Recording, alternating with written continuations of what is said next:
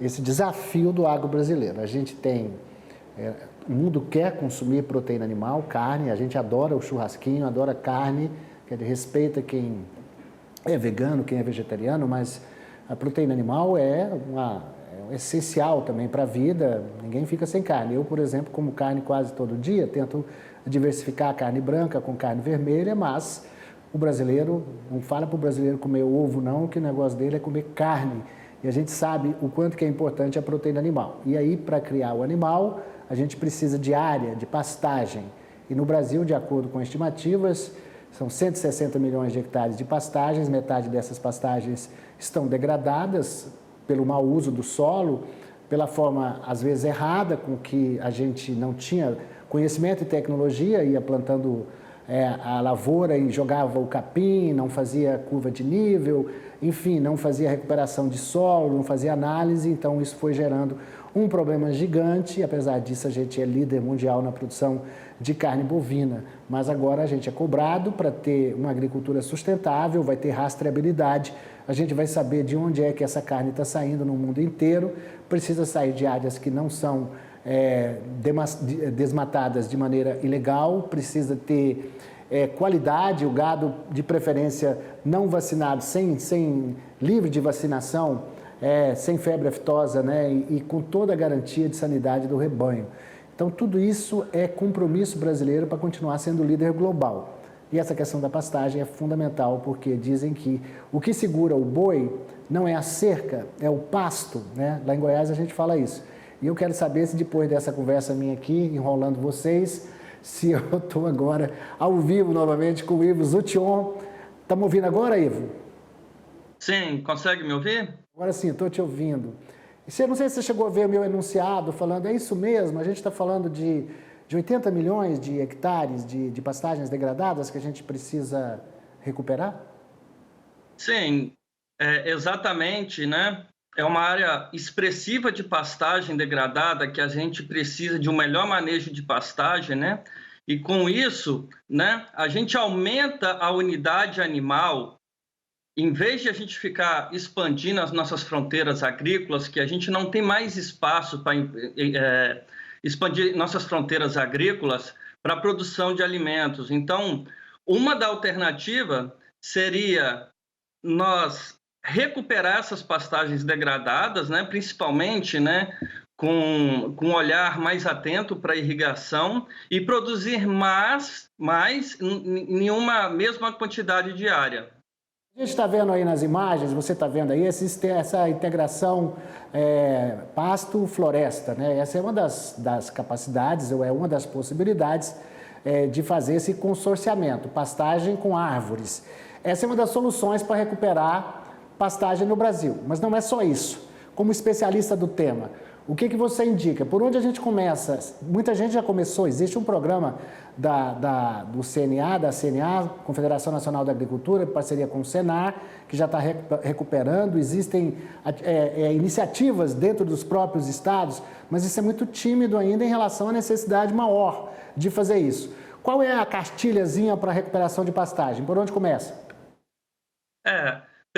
Nós precisamos encarar a pastagem assim como a gente encara as outras culturas agrícolas, como, por exemplo, o milho, né, o feijão, o tomate, o café, e também para ter um programa, né, de fertilidade, um programa de irrigação nessas pastagens para que a gente possa produzir mais numa mesma área e assim aumentar a biomassa dessas pastagens e aumentar a unidade animal por pastagem, produzir mais, levando mais dinheiro para o produtor, né? Então a gente precisa de um programa de manejo de pastagens, né?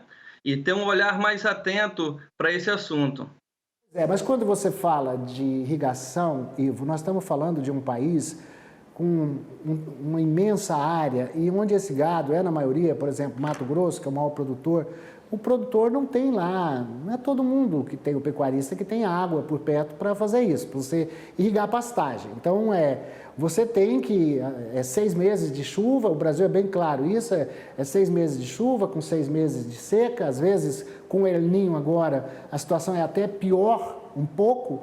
Mas, enfim, eu estava falando para você sobre essa história da integração pastagem, floresta, porque ela vem sendo usada como uma forma de você também garantir recursos para poder ir recompondo você ter dinheiro para poder aplicar nessa recuperação, porque isso é caro. Não é todo produtor que tem dinheiro para investir em recuperação de pastagem. Tem que ter um programa de investimento global no Brasil, quer dizer, o Brasil alimenta o mundo, a gente estava falando disso daí. Então, é preciso que o Brasil tenha a ajuda de fora também para a gente poder ter menos emissão de metano, né? O animal ele acaba contribuindo para a emissão de gases e a gente tem compromissos globais de diminuir essas emissões até 2050, se não me engano, da faixa aí de mais de 50%. Então, de que forma que nós vamos fazer isso?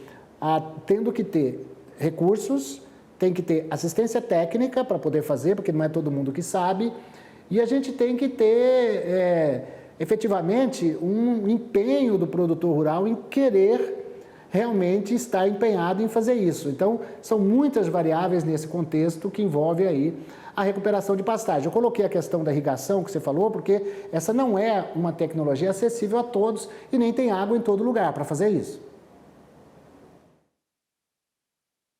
Sim, exatamente. Um programa de fomento do governo federal, o maior assistência técnica junto ao produtor rural, isso é fundamental.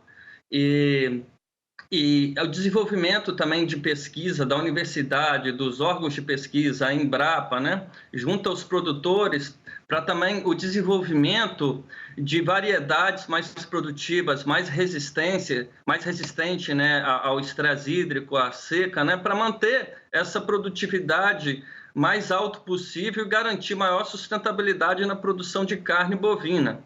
Então, com certeza, né? Hoje, atualmente, por exemplo, a gente tem alguns programas, alguns projetos voltados para a expansão da agricultura irrigada, principalmente no Mato Grosso, e que no futuro esse programa, né? Quem sabe, a gente espera que isso também possa aumentar a área irrigada dessas pastagens e aumentar a produção agrícola nesse campo de biomassa para aumentar a unidade animal por área, né?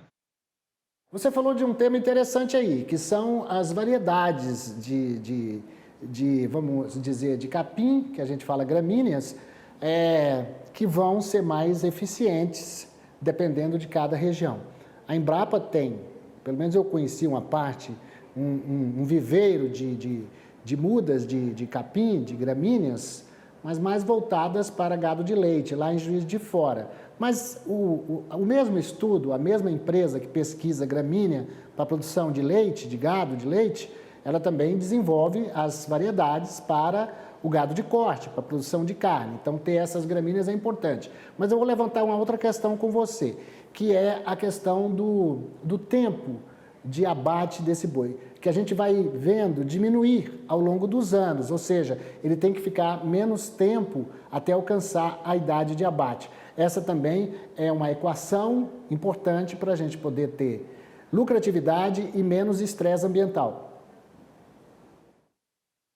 Sim, com certeza, né? Porque junto com esses programas de melhoramento genético, não só para essa parte das gramíneas, né, do capim para o gado pastejar, mas também existe pesquisas, né, muito forte na área do melhoramento genético para a gente conseguir diminuir esse tempo de abate, né, e você conseguir produzir mais, né, em uma menor quantidade de tempo, né. Existem vários programas, muita pesquisa nesse meio, que isso vem aumentando a produtividade também, e mais lucratividade, que é o que a gente busca, né, para o produtor rural. Então a gente já conseguiu, nessa conversa com você aqui, identificar alguns pontos que eu acho que são importantes, né? Primeiro, a gente não tem área para estar desmatando para criar mais pastagem, então a gente tem que manter o que já tem.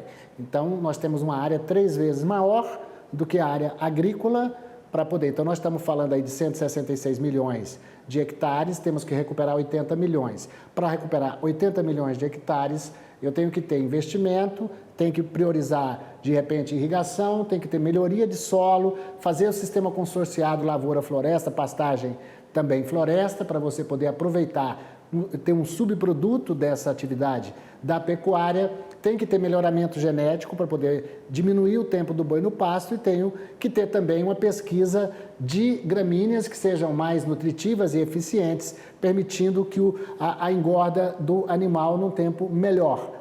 E os recursos, hein? O que você acha? Vem de onde? Então, o dinheiro, né? Esses são investimentos a longo prazo, né? O governo federal, o governo estadual, né? Tem que fomentar esse tipo de pesquisa, porque não tem mais margem, não temos mais espaço para expandir, né, as pastagens, né? A gente tem que produzir mais na área que a gente já tem e recuperar essa pastagem, né? Então, demora, leva um tempo para que nós entendemos, né, principalmente os órgãos de fomento, que isso, né, além de gerar maior riqueza para o produtor rural e para o país, isso a gente começa a ser bem mais visto lá fora no exterior na hora de a gente exportar o nosso produto, porque hoje, né, muitos países que importam nossa carne bovina, por exemplo, na Europa, né, eles olham se essa carne bovina tem um rastreio, se ela vem de áreas de desmatamento, por exemplo. Então, não tem mais esse tipo de espaço na agricultura hoje no Brasil, né? Então, a gente tem que olhar mais para essa agricultura irrigada e o governo, os órgãos de fomento, né? Tem que ter um olhar mais atento a isso, porque não tem mais espaço para aquela agricultura de 20, 30 anos atrás. Então, se a gente quer continuar como líder no mercado mundial de carne bovina, temos que pensar dessa forma, né? Investir, colocar mais dinheiro, né, nesse setor para que nós conseguimos produzir carne bovina, continuamos a produzir e aumentar, recuperando essa área degradada e trazendo mais lucro para o produtor rural e gerando mais emprego no agronegócio.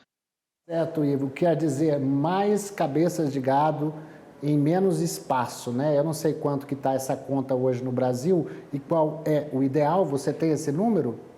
Antigamente era um animal por 1 hectare, agora melhorou muito. Em média, né? Em média, principalmente no pequeno produtor, né? Esse número continua por volta de 1 unidade animal, né? Mas esse número ele pode ser muito maior em pastagens bem manejadas. E é esse o exemplo que a gente tem que ter. Temos que olhar para aquelas pastagens bem manejadas e fazer a conta e ver que isso traz muito lucro para o produtor rural, né? Então, essa é a conta, isso é o espelho que a gente tem que olhar para a gente conseguir melhorar a sustentabilidade, melhorar a produção de cabeças, né? A maior cabeças por hectare. João Gonçalves, engenheiro agrônomo, pesquisador da Universidade de Nebraska, nos Estados Unidos, muito obrigado pela sua participação, pelas suas informações aqui no AgroTarde. Eu que agradeço.